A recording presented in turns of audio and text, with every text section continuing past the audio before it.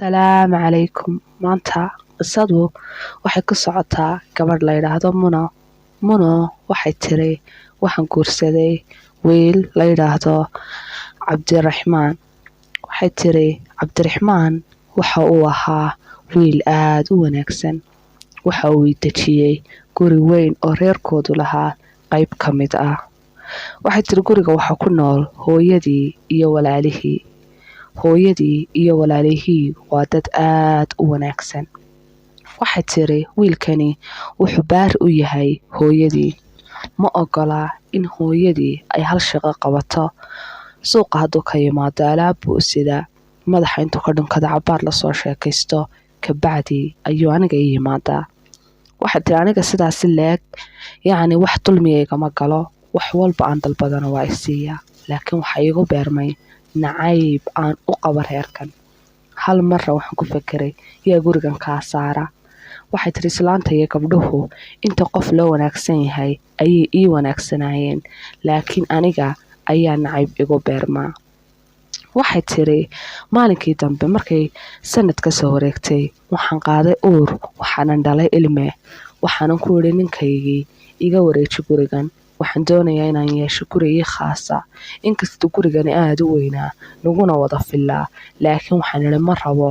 Waxaan doonayaa guri aniga ii khaasa. Waana ii yeelay. Gurigii kale ayaa la geeyey. Hooyadii iyo walaalihii aad ayay ugu farxeen. Waa ii duceeyeen. Gurigii bay ila hagaajiyeen. Laakiin waxay tiri anigu ma arki karo reerkan. Waxa dhacday in wiilkii halkii aan islahaa waa ka go'ayaa walaalihii iyo hooyadii maalin walba sii maro soona maro. Markuu shaqaynayo iyo markuu shaqada ka sii socdo iyo markuu ka soo baxoba waa mid hooyadii iyo walaalihii sii mara oo soo mara. Suuqa hadday wax uga baahdaan isaga ayaa u geeya. Aad buuna uga faraxsan yahay. Waxay tiri anigu waan ka xumaaday.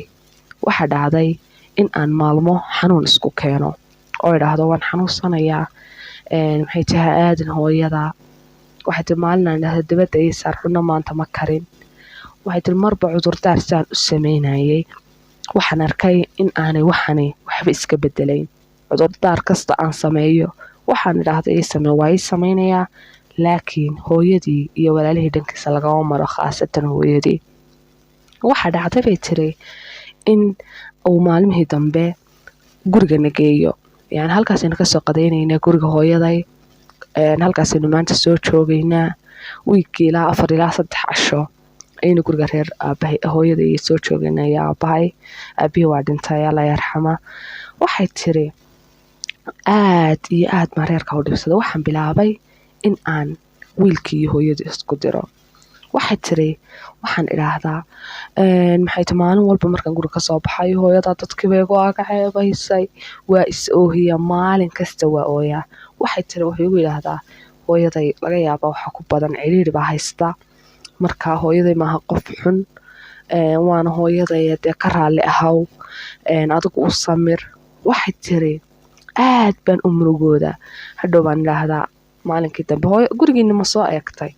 Kusoo dhahdaa maxaan soo eegi waayay aniga ma intii yareed hooyaday iyo aad tiri kugu sameeyay walaalahay baad u gooyaa reerkayaga.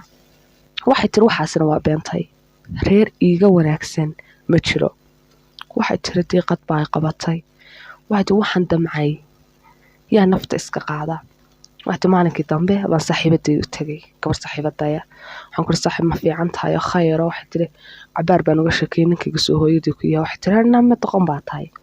Haddana waxaa la isticmaalaa sixir. Ninkayga miyaad arag. Sida faraanta gacanteeda ku jira baan marra saaraa marna soo geliyaa. Dhinacaan idhaahdo u jeesana wuu u jeesadaa.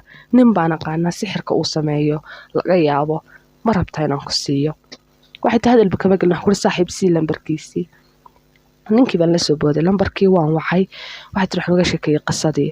Wuxuu yidhi haddaba aniga ayaa maxay ahaytoy ku siinaya waxay islaanta sodohda kaaga mashquulsho. Waxaan doonayaa dee lacag. Waxay tiri lacagta intaa doonaysid sheego. Xitaa dahabkayga waa iibinayaa. Adigu waa la iswaafaqay. Haddaba sidee bay ku tagi weeye. Saaxiibadeedii sheegaysay lahayd ninkaygan sixir u sameeyay ayaa sixirka waa la jadiideeyaa waa la cusboonaysiiyaa waxay doonaysaa sixirkii ninkeeda ku samaysa xasbi allah wa nicmal wakiile inay soo jadiidiso wuxuuna yidhi saaxiibada ayaan kugu soo dhiibayaa wixii aad ku dili lahayd sodohda waxay tiri maalmihii way igu dheeraadeen 10 cashay saaxiibaday maqnayd waxay tiri maalmihii way igu dheeraadeen saaxiibaday 10 cashay maqnayd murugo mid timaada islaanta iska takhalusida waxay tiri maalinkii dambe dhowr iyo 10 casho markay soo wareegtay saaxiibaday baa timi waan ordayo iyadana samaan ku nakeen alaabtii waxay sidaa maro ay ku duuduuban yihiin wax yar oo dambas oo kale ah waxa qarmuunka waxaad moodaysaa bisad yacni quruntay waxaan saan dhahdaa waxaan dhowr casho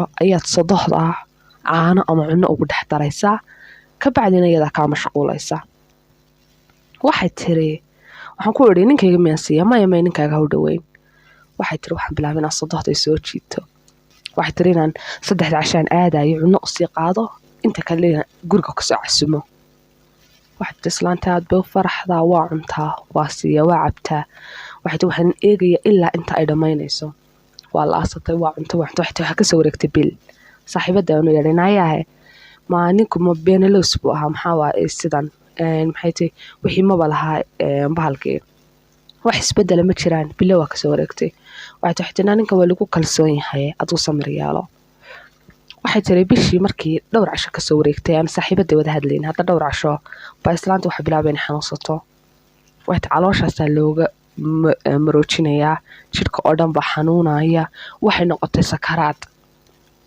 waxay tiri anigii waxaan isleemay dhimato dadkii oo kale oo dhan waa murugaysan yihiin laakiin waxaan leemay dhimato xasbi allah wa nicmal wakiile waxay tiri waxa dhacday in ninkaygii uu dhakhtarka soo faaruqi waayo hooyadii sariirtiisa madaxiisu seexanaya isagii walaalihii dhakhtarka waa kasoo faaruqi waaye waxay aad baan u murugaysan waxaan leeyahay ninkaaga islaanta waxaad uga samaysay waxaan oo dhan si uu ninkaaga aanu kaaga tegin laakiin waa maxay ninka dhakhtarka soo faaruqi maaye waxay tiri anigu waxaan leeyahay maalmuhu waa dheeraadeen waxaan leeyahay islaantan baasmiya dhimato islaanta hadda waxay ku samaysay ma jirto noole uga wanaagsan ma jirin waxay tiri dhowr maalmood marka soo wareegtay islaanta iska dhimatay anigi farxad waxay dadkii kaloo dhan waa ooyaan laakiin anigu niyadaasan ka qoslayaa indhaan waxaan iskaga muujinaya dadka korkooda inaan murugaysanahay waxay tiri ninkayga haddaba baa yimi isbedel bay tiri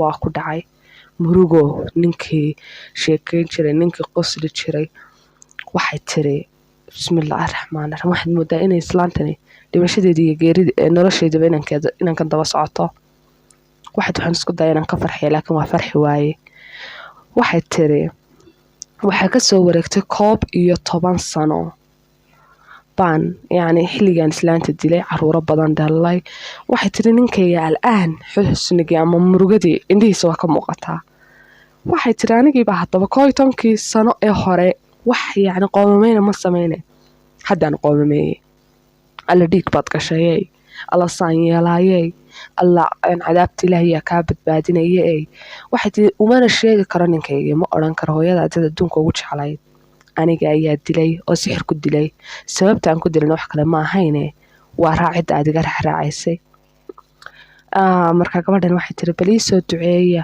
raxmad in aan helo raxmad xagaad ka helaysaa xasbi allah wa nicmal wakiil 2 dambiye aad u waaweyn baad gashay waa shirku lillaah iyo maxay haytay iyana qof dee naftiba ka goysay waa dishay qof muslina oo sabab la-aan ku dishay xitaa sabab maxaa qof muslim dhiig muslimiya waa la dhaafayaa ilaahayna waa ku shirkidayoo dee waatan sixir isticmaashay waan rajeynaya inaad qisadan ka hesheen channelka subscribe saar gambaleelka furo fiidiyoyadana leegsar salaamu allaahi calaykum waraxmatullaahi tacaala wabarakaatu noole kulanteen